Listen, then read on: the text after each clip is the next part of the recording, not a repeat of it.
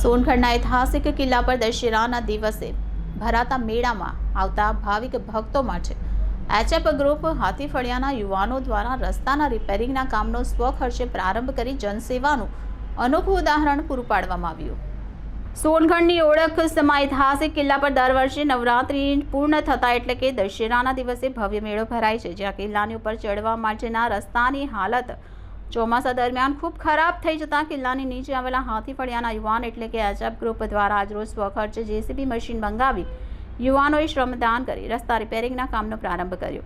ખરેખર તો આ જવાબદારી સરકારની કહેવાય કે તેઓ દ્વારા કિલ્લાની ટોચ સુધી જવા માટે પાકો રસ્તો બનાવી આપવો જોઈએ, જેથી મોટી સંખ્યામાં આવતા ભાવિક ભક્તોને માતાજીના મંદિર સુધી જવા માટે કોઈ અગવડ ના પડે। પરંતુ તંત્રની ઉદાસીનતાના કારણે હાલ સ્થાનિક યુવાનોએ ભાવિક ભક્તોની સુવિધા માટે રસ્તા રિપેરિંગનું કામ સ્વખર્ચે અને પોતાના સમથા દ્વારા આરંભ કર્યો છે। આજરોજ ટાઇસનભાઈ અને એચએફ ગ્રુપના યુવા મિત્રોએ સ્વખર્ચે જેસીબી મશીન મંગાવી ચોમાસામાં ખરાબ થઈ ગયેલા રસ્તા પર પડેલા ખાડાઓ પૂરવાનું કામ શરૂ કર્યું છે, જેથી કરીને આવતા શનિવારે દશેરાના દિવસે માતાજીના મંદિરે માટલી અને ગરબી લઈને જતા ભાવિક ભક્તોને સારી સુવિધા મળી રહેશે। આદિવાસી વિસ્તારમાં અહીં વસતા લોકોનું આસ્થાનું કેન્દ્ર ગણાતું અને દરેકની મનોકામના અને બાધાઓ પૂરી કરતી મહાકાળી માતાનું મંદિર ખૂબ જ પ્રસિદ્ધિ ધરાવે છે, જેમાં દશેરાના દિવસે આશરે 30,000 જેટલા લોકો આવવાની પૂરી સંભાવના છે।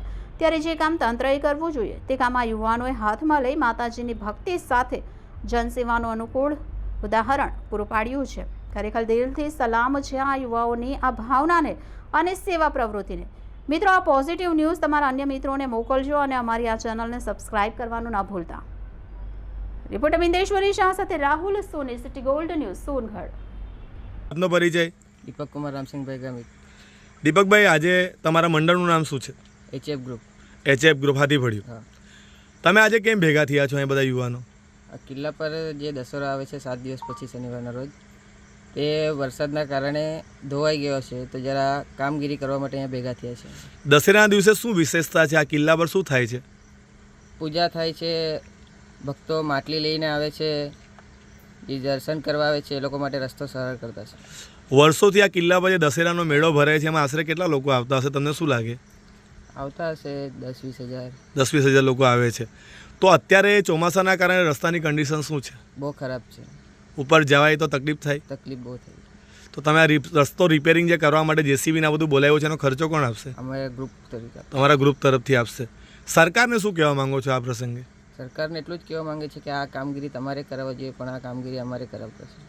તો રસ્તો પાકા રસ્તા બનવા જેવું તમારું માનવું છે? હા, બનવા જોઈએ। જી।